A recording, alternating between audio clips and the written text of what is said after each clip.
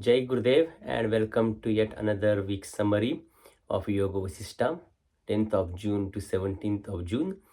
In this week, we are going to see the little bit remaining part of the story that was continuing from last time. The King Bali and his father Virokana. Virokana sage Virokana gave him some amazing knowledge which helped King Bali to contemplate and made an inquiry about his own true nature, about the self inquiry, we can call it. And then when he contemplated on that, and the the guru of all the demons who was there, Shukra, he also came and saw that, and then he also gave him a one line knowledge. He said consciousness alone exists, consciousness alone is. And then he said, after that, if I will say anything to you, it will be waste of time for me and you. And now you contemplate on this and you find out what do you get out of this. So King Bali sat in meditation. He again inquired. He used the contemplation and discrimination to find out his true nature, and soon he realized that he is completely absorbed into the self-realized state. Now continue after that on the next page.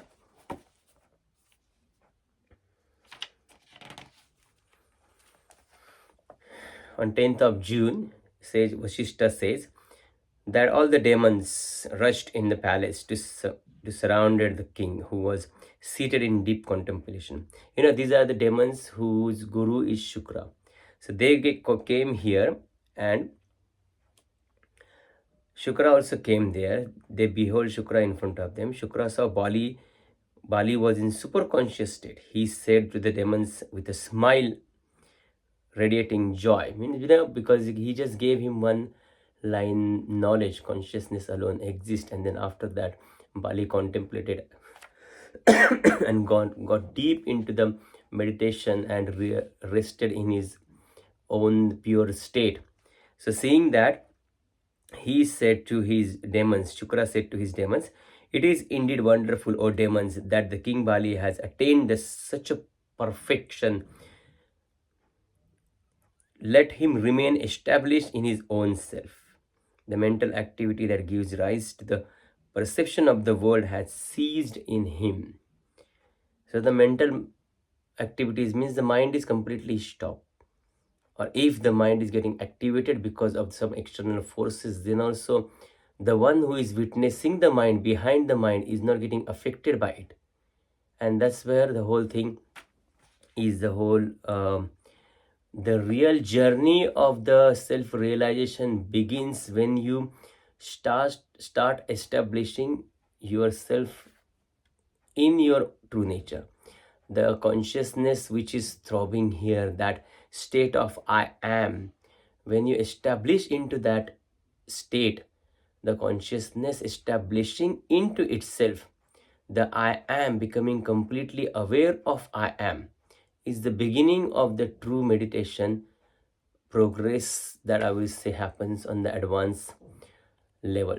So before that, if you remember, we have to use a tool to meditate, either a mantra, either a breath.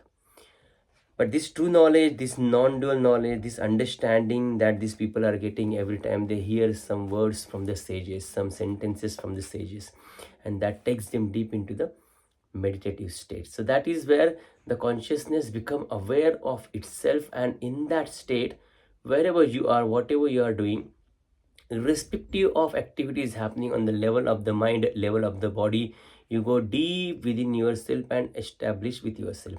So that is what is the beginning of the journey of meditation with on the meditator, meditation on the meditator. So meditator is meditating on himself. There is no object are getting used. And then after that, it continues and it develops and it flourishes and gives the more understanding about our true nature, what we are. Because hence everything after that comes on us is all unreal, is all like a dream, is all illusory, is all conceptual. That's what we have been seeing from last almost 6 months in this book, So that's what has been happening with Bali. And then when the dark night of the ignorance comes to an end, the sun of self-knowledge arises. The dark night of ignorance means everything after that which is conceptualized is ignorance, because everything after that which is conceptualized is changing. Even even the state of the consciousness that the meditator meditating on himself is also not permanent, but that is little bit more higher. We will go there little later. However, even that is also not completely 100% we can hold it on. That's okay. But then anything after that, our mind, our memory, our intellect, our body, our world around us, people around us, everything is constantly changing. That's why that is called the dark night of ignorance. That is all ignorance. And he will return to the world consciousness in 1,000 years from now. And then he just said, you can't disturb him, you can't do anything with him. And hearing this, the Vasishta continue. Hearing this, demons return to their post, and then a supernatural light that radiated from him illuminated the whole entire city. Even before the demons could reach him again, Bali reflected this. Now Bali, after into the deep meditation and being with himself, completely lost into that state for thousands of years, he reflected about his own state that he has experienced. He said, it was indeed wondrous state in which I remained for a brief moment. See, he spent thousands of years there, but when he's contemplating, when he's talking about that, he's saying it was just a brief moment, because the time is not there. The time that we count 1, 2, 3, 4 seconds and minutes is not there. The physical time is not there. The psychological time is not there. The time doesn't exist there. I shall continue to remain in this state. What I have to do with the affairs of the external world, supreme peace and bliss regain in own heart now. And then he continues to say this wonderful paragraph. I will read that. I am consciousness, and in me there does not exist any perversions. What is there for me to acquire or to abandon? Everything is come out of this consciousness, and everything is dissolved into this consciousness. Now the first thing that came out of this consciousness is a space, then air, then fire, then water, and then earth. Now think from this point of view. So many hundreds and thousands of human beings have lived on this planet. They have come, they have done something, they have died. They have again come, they have done something, they have died. So many animals have come, dinosaurs have come, so many wild creatures have come. Everything has come, arisen, tried to acquire the whole world in some sense, rule it in some sense, and died and gone. Has anything affected any of these 5 elements? Has the earth got affected? Has the water got affected? Has the air got affected? Has the space got affected? Has the fire got affected? No. Then we are talking about something beyond that from which this is coming. So if these physical things that you can see with your naked eyes, the 5 elements, they have not got affected with all those movements happening in this world, then how come consciousness will get affected? So consciousness is something in which everything is arising and in which everything is subsiding. So what is there for me to acquire and what is there for me to abandon? So in me, if everything is arising, everything is going down, and it is happening from hundreds and thousands and millions of years, then what is there that I can acquire and what is there I can abandon? What a fun. I long for liberation, but who is bound me? Who has bound me? When and how? Why do I long for liberation then? Now in the state, that supreme state, I know that nothing is binding me. I'm actually, everything is just coming out of me. Everything is happening in me. Everything is dissolving in me. Then I'm not bound by me anything. Then why I seek the liberation? So this is a mere joke actually. The bondage is there that you have created on your own by getting attached to the mind and the concepts and the body and everything around you. Once your body is not there, once your mind is not there, once your intellect, once your identity, once your personality, everything is not there, the world is not there. And when the world is not there, you are not there, then what is remaining? Nothing. It is just the pure bliss consciousness. You are into that state, meditator meditating on meditator. In that, you don't need liberation as well. You don't need anything, because there is no object subject duality remains. There is even not even subject remains, because subject existence of the subject is there because of the object. If the object is not there, there is nothing called subject. There is no bondage and no liberation. What shall I gain meditating or not meditating? So why should I meditate? Freedom from delusion of meditation or non-meditation. Let be what has to be. There is neither gain nor loss for me. I do not desire either meditation nor meditation, neither joy nor. Okay, I do not desire supreme being or world. I'm neither alive, I'm neither dead. So I do not desire supreme being, or I do not desire world. The world is come out of all those things, and the more and more you will keep going outward, the more and more you will think your personality, your identity is becoming smaller and smaller. Suppose your mind and your attitude and your body is got stuck with some small gadget that you want to possess, or one car or one house, then your whole identity is been stuck into that one material object. That's why it's been given as a lower level of our existence, I will say. And at the same time, the supreme being, that the one who is creator and who has been creating all those things, is also come out of the same consciousness, and he is beyond all those things also. So the gods and goddesses also have the existence on one level, which is the basis on of that, and that base is the consciousness on which these energies of gods and goddesses exist, with certain amount of individual power to each one of them. Now, once you go beyond that, then what is the use of even their existence in your life? So that's what he's saying. Even the supreme I don't want, and even the world I don't want. I'm neither alive, I'm neither dead, I'm neither real, I'm not unreal. Salutations to myself. And then in that state, oh my goodness, in that state, when you realize that there is nothing and everything is just there, the way it's happening, this is just the point from where you are experiencing that state. There's no other meaning for this body and mind. Your attachment with your body and mind remains only for functioning. Your attachment with this your own intellect remains only for doing something for the community and making them realize. Even in scriptures, if you read, and even in Vedas also, if you read, even in Rudra Puja also, if you read, it has been said that to to perform an activity or a ritual to any of the gods or goddesses, you become like them. If you want to offer something to Shiva, so you become Shiva, and then you offer.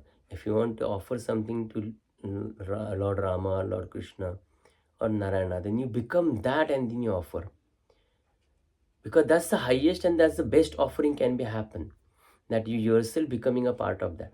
See, if according to you, Shiva, Rama, Krishna, all those gods and goddesses, Ganesha, if they are in the higher level and if you are on the lower level, then this is not called the offering. What are you going to offer?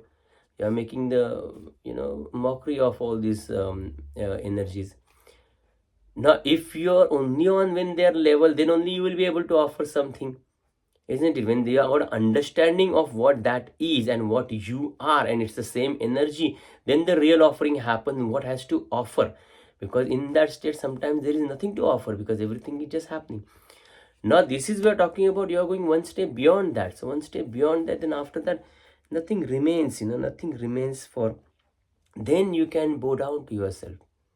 You don't have to bow down to anything else. Then you can bow down to yourself.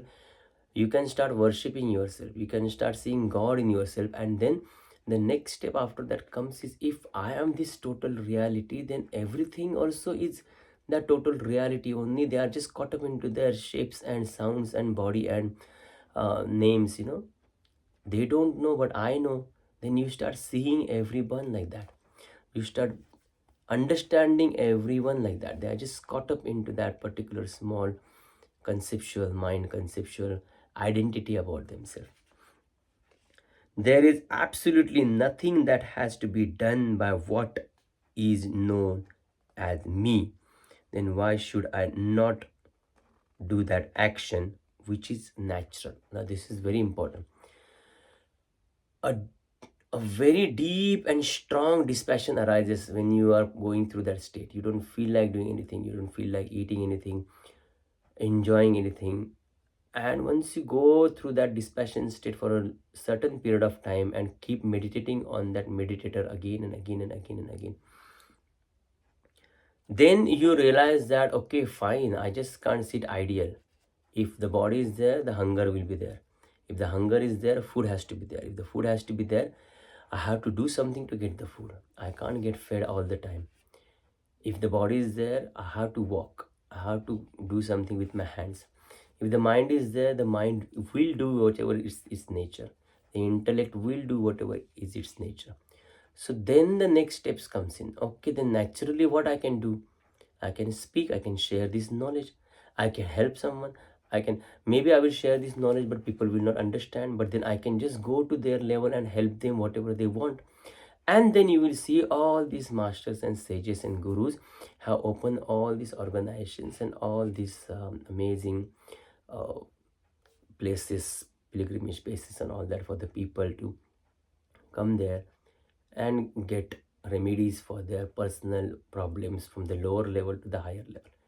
So everything you will find in any of these masters or sages, if you will go to, whether it's a Buddha or whether it's right now happening um, our art of living or Sadhguru or any other foundation that is based on the pure knowledge and pure intention.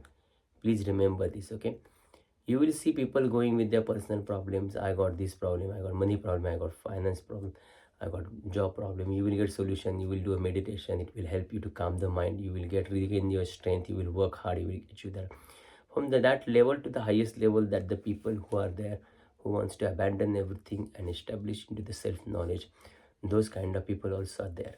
So everything you will see there, because everything the master always does, living master is, everything is just natural. It just gives everything to everybody that they need at that time.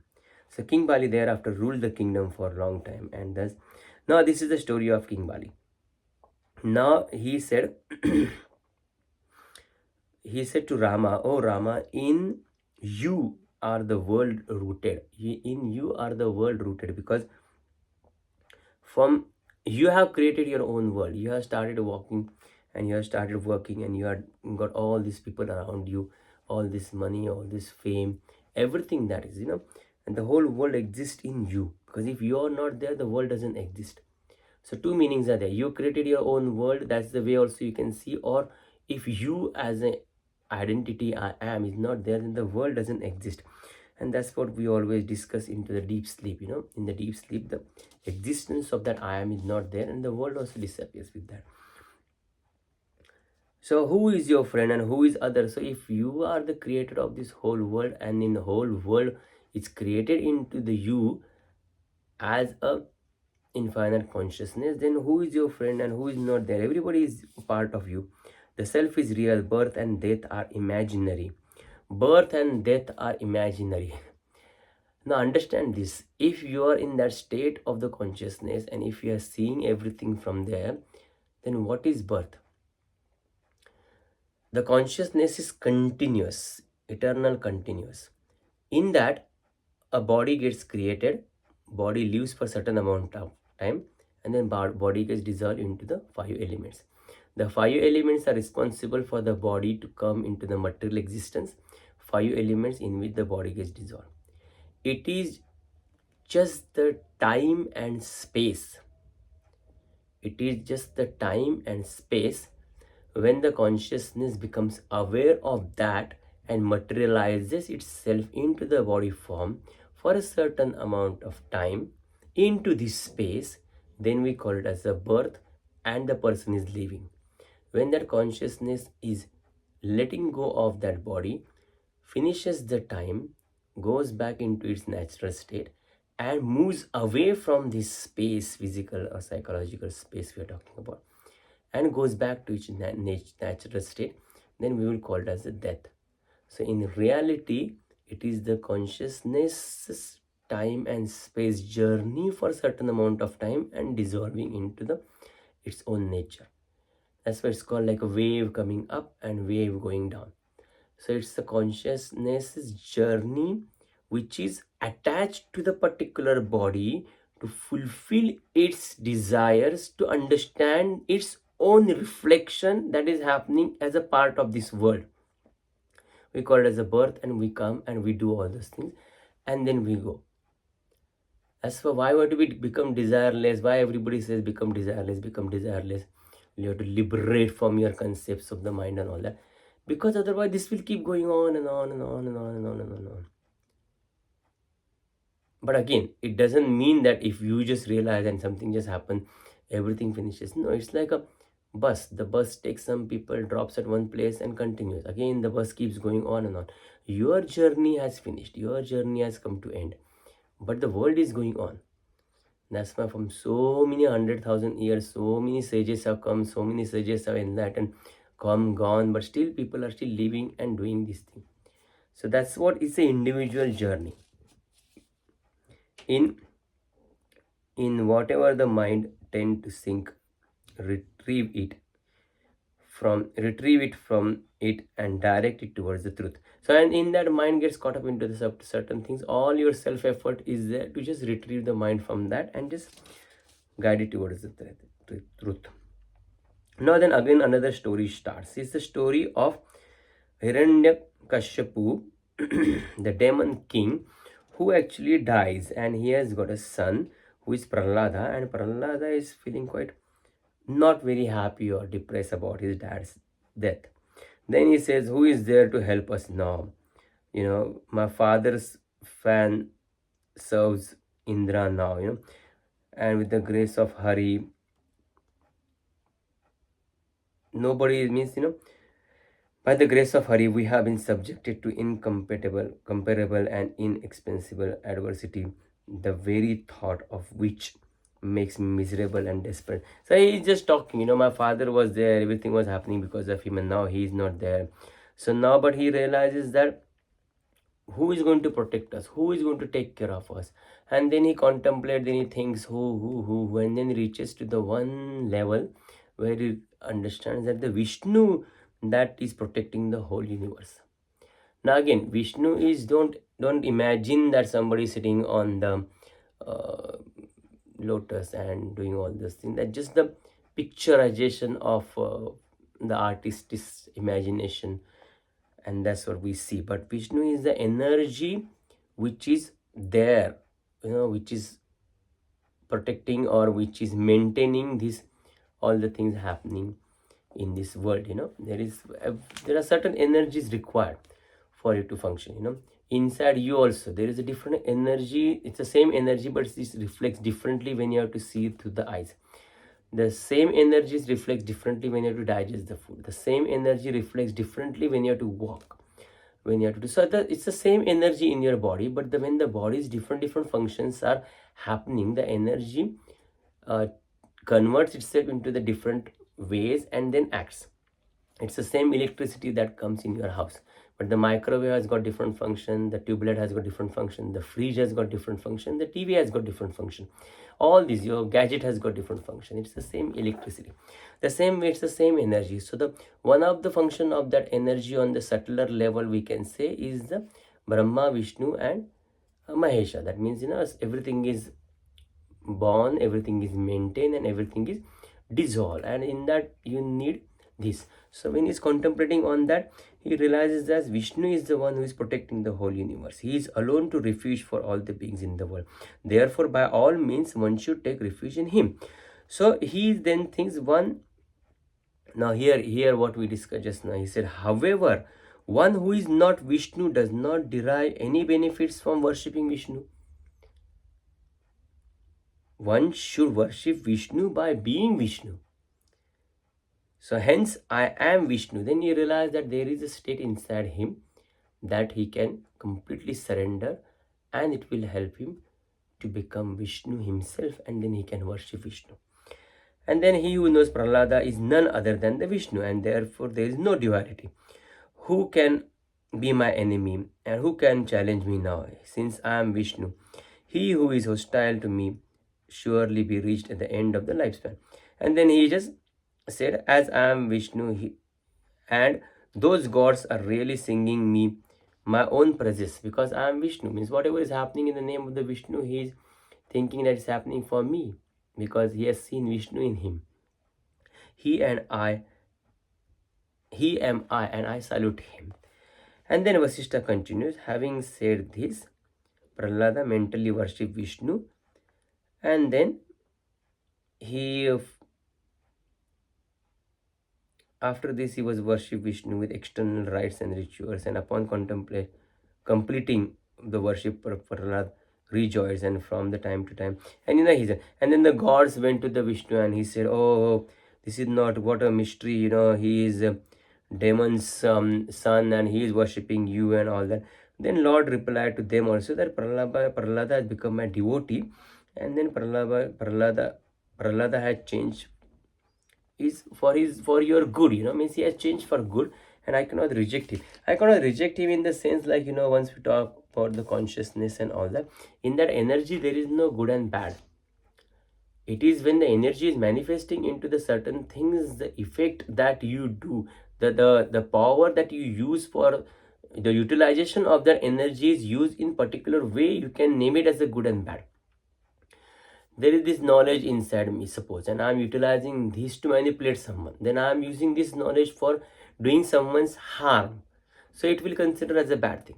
If I'm using this knowledge for enlighten someone, giving them their true picture of their whom they are, then I'm using this knowledge for the good purpose. So this good and bad are just the concept, but it is just a happening in the energy. You see it from this side. So it is just a happening. We can see what I can take out from the Lord Vishnu's reply. Now Vasishtha continued, thus after reassuring the god, Vishnu disappeared, and then Prahlada, he came in front of the Prahlada, and then Prahlada prayed to him, I take refuge in the Lord in whom the three worlds rejoice, who is the supreme, and you are radiant like the blue lotus, and I take refuge in you, he said all those things. Then the Lord says, oh Prahlada, you are the ocean of good qualities, and you are indeed the jewel among the demons. Ask me for a boon. Then he says, Prahlada says, Lord, you are in dweller of being, and you grant the fruition of all the wishes. Pray grant me the boon that which you consider is a limitless and infinite. So he is asking him, you have been praying me, and you have been worshipping me, and you became me, and you prayed me. So meditator meditating on meditator. So that's the whole thing is happening. I just given the different name, Prahlada, Vishnu, blah blah blah. Don't get confused. So the meditator meditating on meditator will start getting the benefit from the state which is beyond the meditator as well, which we discuss about the absolute in initial videos, if you remember. So that will start giving the benefit, because this consciousness, the consciousness is something that is conscious, and something that is conscious because of its nature, but it depending on something that is not even conscious, it's just subtler than that, and just silent and not active, and yet there to witness the consciousness as well. Okay, so you listen to this again, and then you will understand what I said. And then that's why he is saying, you give me the limitless boon. Then he said, okay, in that case, may you be endowed with the spirit of inquiry till you rest in the infinite Brahman, so that all your delusions might come to an end and you may attain the highest fruit. So he said, this is the biggest blessing actually that anyone can get, or you yourself can ask for this blessing and start walking on this path, and that's what most of you have been doing. but without understanding. He is saying that the spirit of inquiry, that who am I, what is my real nature, what is inside me that I can hold on, which is not changing, what is inside me, what I can hold on, which is there, and which I can say that yes, it was there before I was born, it is there now, and it will be there after this body will be go away. That step on the level of infinite consciousness, where the infinite consciousness is actually still the guru charan, that we can call it as a guru charan, that charan where we have to be there, and then it will give the fruit of its getting witnessed by something. However, it's a very different state. It's not been explained like this. You're not have to worry about what happens next. You have to just reach to that level of the I am state, that who you really are, and then everything happens after that. It happens naturally. You cannot do anything after that. So the maximum you can reach to that. So that is the biggest blessing you can have, that how I can establish into I am, and then that will take me to that level, that will give me the understanding of that level, everything that happens on that level. But it's not just one day's job, huh? It's a lifelong job, life's long job. So many lifetimes also might be required, many lifetimes, in this again there is no birth, there is no death, but then we are just saying that this is the journey of this consciousness. The consciousness will need on its own what it needed, and will come back and do all those things and continue the journey. And like the bus, you will take out from the bus, one bus, you will go to the another bus. And then the Prahlada's contemplation started.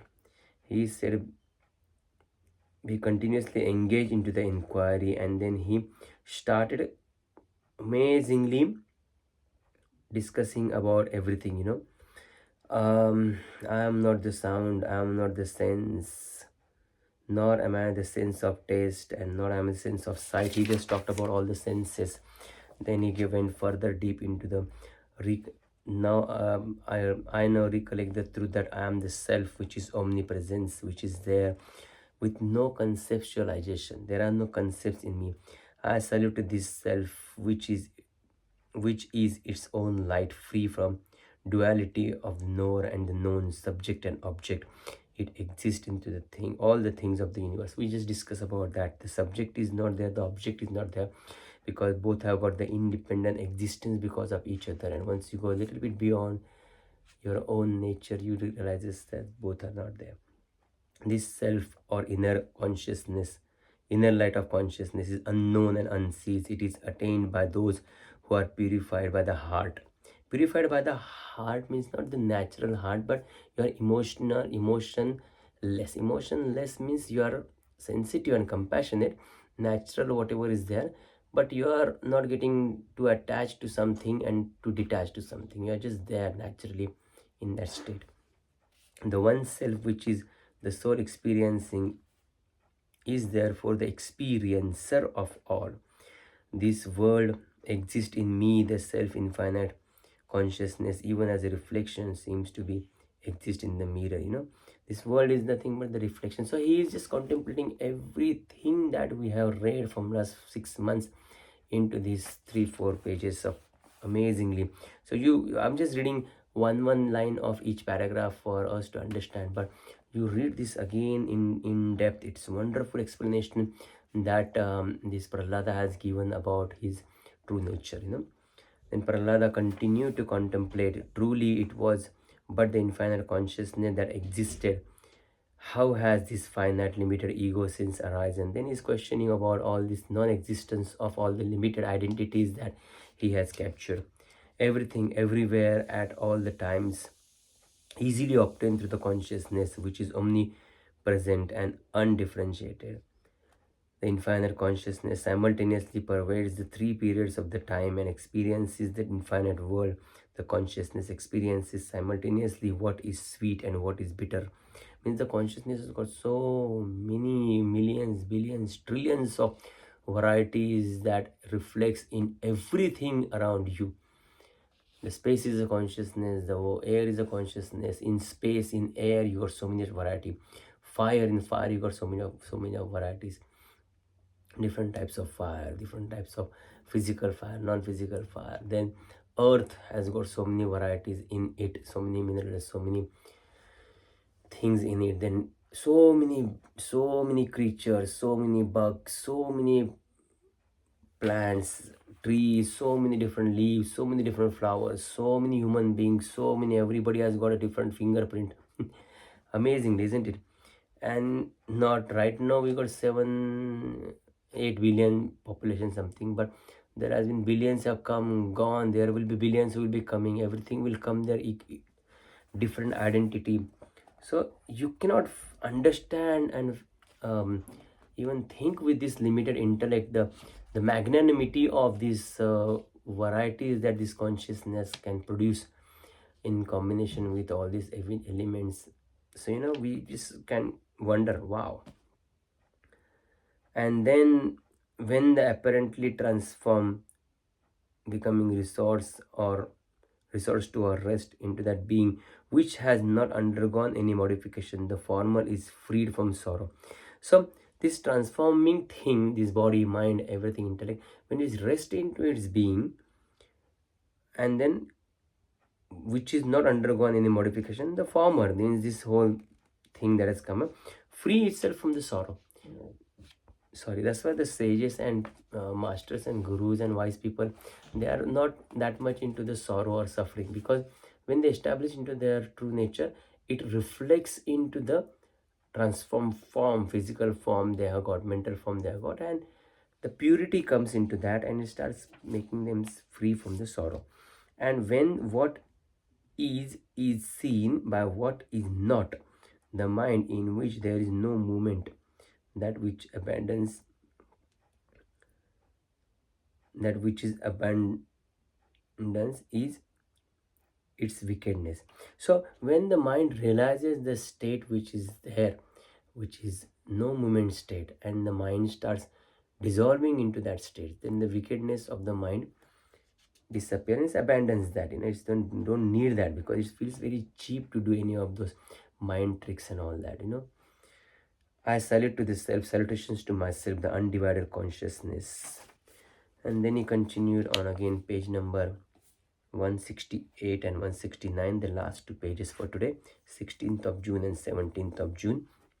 That Om is the non-dual consciousness divide of all the provisions, and then utterly fearless and uninhibited. It is the consciousness that brings into the manifestation and sustains the infinite varieties of the being, from the creator to the blade of grass. See, the creator is also the part of the consciousness.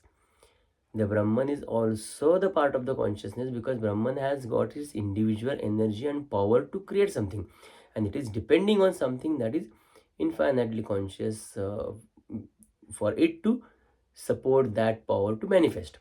So understand that, all the gods, goddesses, everything comes under this energy in which they function. It is this self-consciousness that activates the mind even as the wind rustles through the leaves, and it makes the senses function. So it's saying on the physical level also, whatever you see, the mind moving and the body, everything is happening because of that consciousness or self. This self alone is sought, adored, or meditated upon. It is not realized by all, because not everyone inquires into the truth concerning the self. It is not, because everybody is so busy in doing all the rituals and all the traditions and everything that is around them, and people don't have time also to think that who is doing these rituals, for whom I'm doing, who is inside me, you know and that's where you have to take that courageous step of stopping everything, taking a break from everything, and just doing nothing, and just inquiring on the true nature of yourself. It is not going to go away anywhere. Your rituals or your whatever things you are doing and all that, everything is going to stay there. But you are not understanding. You are just mechanically keep doing that, keep doing that, keep doing that. And if you do it perfectly also, and if you satisfy one or two energies also, then the energies also are depending on something which is your true nature, part of you, the consciousness. So it's like you are going to the teacher for solving something, but then you got the university dean with you. Then why you want to go to the small primary school teachers to get these small things? It will give you some benefit of your problem solution, but then the whole dean is there sitting with you, so something like that. Just the example, if that makes sense. This self is emptiness in space. It is the motion in all things are moving. This self is eternal existence. I self alone am. What relationship can exist between us? The cravings which springs from motions of existence and non-existence, and from the sense. Who and what binds the space, and by whom the mind is bound. He is just amazingly contemplating and questioning all those things. Even if the body is cut into 100 pieces, the self is not injured, and the even the pot is pulverized, the space within it is not destroyed. You can think this is a very good example as well. Now the space is everywhere, in all the houses, in all the buildings. Suppose all the buildings falls down, all the houses falls down, will that affect the space? Even this earth also disappears, will that affect the space? No, it will not affect the space. The same thing, the consciousness is there, in those movements are happening, these movements will stop. All the living, all the creatures are living, are all dead. Everybody will just disappear, everybody will be dead.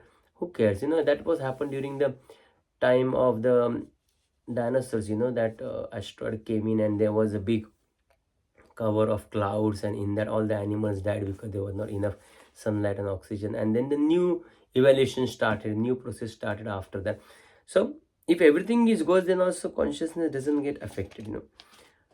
The Lord, who is self, has been seen by me, and by means of seeing, singing hymns, salutations, prayer, peace of mind, and disciplining life. So now he is saying, once he's realized that, now he is encouraging that if I will sing hymns, and if I will do the salutations, if I will do all these prayers, all those things, because then you are not mechanically doing all those things. You are just doing it because you see you are doing it for yourself. you know uh, you are not offering to that, you are offering to that statue or that particular energy, but deep inside you are connected, and the offering is happening from one same energy to the another same energy. And then that will give you a very much peace of mind. The forest of ignorance has numerous ant hills inhabited by the deadly snake, in which form the self-sense cravings, many blind holes known as death. And he's just talking about all those things, that is how the ego sense has come in. Oh self, free from this ego sense, salutations to you.